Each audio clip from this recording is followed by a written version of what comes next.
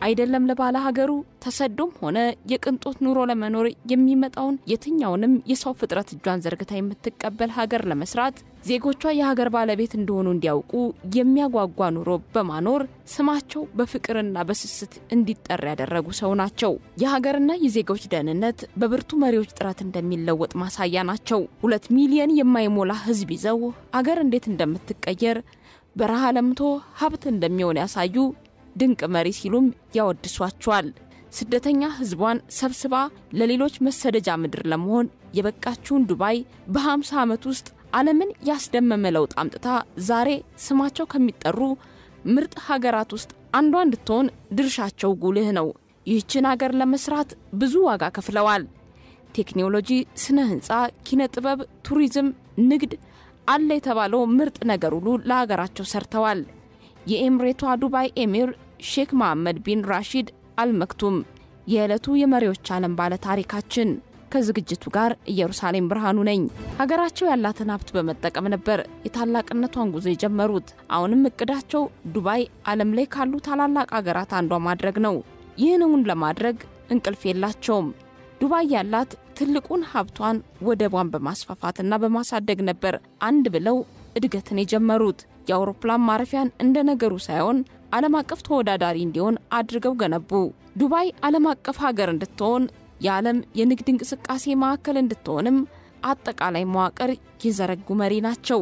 የትኛውም የህግ አሰራር ለሀገሩ ዜጋ ብቻ ሳይሆን በአቅሙ ልክ ለንግድ ለመጣ የትኛውም የሰው ልጅ አስቻይ እንዲሆን አድርገዋል።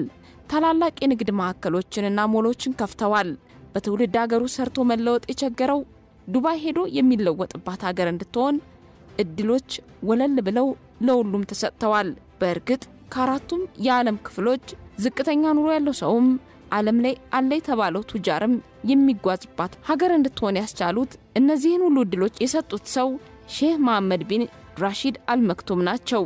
ዱባይን እንደ አዲስ ለመስራት መነሻ የሆናቸው በልጅነታቸው ከአባታቸው ጋር ወደ እንግሊዝና ሌሎች ሀገራት ሲጓዙ ያዩት ነገር ለሀገራቸውም ለማድረግ ምኞት ብቻ ሳይሆን በተግባርም ለማሳየት የቆረጡበት አጋጣሚ ነበር።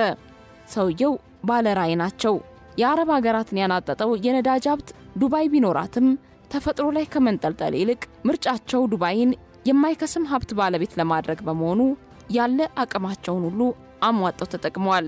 ዛሬ ዱባይ የቱሪዝም ማዕከል እንድትሆን ያስቻላትም ይኸው ጥረታቸው ነው። ህዝብ የተሻለ እንዲኖር መመኘትና ማውራት ብቻ ሳይሆን በተጨባጭም ያንን ህይወት እንዲያገኝ ታታሪ ሰው ናቸው። ህዝቦቼ በምቾት እንዲኖሩ፣ የተሻለ ትምህርት እንዲያገኙ፣ የጤናቸው ጉዳይ ለቅጽበት እንኳን እንዳያሳስባቸው የእኔ ትጋትና እንቅልፍ ማጣት ግድ ነው ስለሚሉም በረጅም ዓመት ውስጥ የሚሰሩ ግዙፍ ፕሮጀክቶችን ሌት ተቀን እየታተሩ አቅጣጫ ያስቀመጡ ራሳቸው ስራዎቹን እየተከታተሉ የሚያሰሩ መሪ በመሆናቸው እቅዳቸው ተሳክቷል። ውልደታቸው እዛው ዱባይ ውስጥ እንደ አውሮፓውያኑ ዘመን አቆጣጠር 1949 የመክቱም ስርወ መንግስት ገዢ ከነበሩት አባታቸው ሼህ ረሺድ ኢብን አልመክቱም የቤተሰባቸው ሶስተኛ ልጅ ሆነው ነበር ይህች ምድር የተቀላቀሉት። ከዱባይ እስከ እንግሊዝ ካምብሪጅ ዩኒቨርሲቲ ድረስ ዘልቀው የተማሩ ባልን ከእምነት ዕውቀትን ከስልጣኔ ወታደራዊ ስነ ምግባርን ከህዝብ አገልጋይነት ጋር አጋምደው የቀጠሉ በህዝባቸው የሚወደዱ መሪ ናቸው። በእርግጥ በአንድ ጊዜ ወደ ስልጣን አልመጡም። የዱባይ ኢሚር ከመሆናቸው በፊት አባታቸው በርካታ ኃላፊነቶችን ሰጥተው ከስር አብቅተዋቸዋል። አባታቸው ህመም ከገጠማቸው በኋላ መሐመድና 3 ወንድሞቻቸው ዱባይን ተረከቧት። ኢሚሩ ወደ ስልጣን ሲመጡ መጀመሪያ የወሰዱት እርምጃ የዱባይን የንግድ እንቅስቃሴ ነፃ ማድረግ ስለነበረ ጀበል አሊ አየር ማረፊያ አካባቢ ነፃ የንግድ እንቅስቃሴን አስጀመሩ። ይህን ተከትሎ አካባቢው የታላላቅ ኢንዱስትሪዎች ማዕከል ወደ መሆን አመራ። ታላቅ ወንድማቸው የመክቱም ኢሚር ሲሆን እሳቸው ሀገራቸውን በቱሪዝም መስህብ ለማሳደግ በአንድ ጊዜ ከፍተኛ ቁጥር ያለው ደንበኛ ማስተናገድ የሚችሉ ቅንጡ ሆቴሎችን ማሰራታቸውን ቀጠሉ። በዚህ ሁሉ የእድገትና የለውጥ ጥረት ውስጥ የዓለም ኢኮኖሚ ሲናወጥ ዱባይን ፈተናው ቢገጥማትም ችግሩን ለመቋቋም የግምት ሳይሆን የተግባር ምክርን እየተቀበሉ ሀገራቸውን ከኢኮኖሚው ውድቀት ታድገዋታል። በተለይ የኒውዮርክ የመስከረም ጥቃትን ተከትሎ የተፈጠረው የዓለም ነውጥ አረባዊቷ ሀገርን ዱባይን ቢፈትናትም እሳቸው ግን በችግር ውስጥ ማለፍን ለህዝባቸውም ለዓለምም ማስተማር የቻሉ ሰው ሆነዋል። ለህዝብ የቀረበ መሪ ቢባል እንደ ሼህ መሐመድ ቢን ራሺድ አልመክቱም አይገኝም። ችግር የሚባለውን ነገር ከስሙ በቀር የማያውቁትኙ ኢሚር የሚኖሩት ለራሳቸው ሳይሆን ለህዝባቸው ነው። ህዝባቸው ያለበትን ችግር ከበታቾቻቸው አይሰሙም። የህዝብን ችግር ለማወቅ ስብሰባ ላያሻቸው ይችላል። የህዝብን ጥያቄ ባገኙት አጋጣሚ ሁሉ ተጠቅመው ያደምጣሉ። አድምጠውም መፍትሄ ይሰጣሉ። ተራው ዜጋ ቤት ድረስ ጎራ ብለው ችግራቸውን ይሰማሉ። እሳቸው ማናገር እፈልጋለሁ ያለ ማንኛውም ዜጋ ሲያሻው በስልክ ወይም በአካል ቤተ መንግስት ድረስ ተገኝቶ ያነጋግራቸዋል።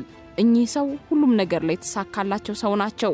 ሀብት፣ ዕውቀት፣ ድፍረት፣ ቁራጥነት፣ ርህራሄ ሲባል የሼህ መሐመድ ቢን ራሺድ አልመክቱም ስም አብሮ ይነሳል። ጨቋኝ የሚባለውን የጥንቱን የሀገራቸውን ህግ አሁንም ድረስ አላስተካከሉም እየተባሉ ሲወቀሱ እሱንም ለማስተካከል አላመነቱም። ስንፍናና ሙስናን አጥብቀው የሚጠሉ ብቻ ሳይሆን ፈጣንና ቆራጥ እርምጃ ወሳጅ በመሆናቸው ሀገራቸው ለህዝቦቿ ብቻ ሳይሆን ለየትኛውም የሰው ፍጥረት የተመቸች እንድትሆን ማድረግ ችለው ዛሬም ድረስ ዘልቀዋል።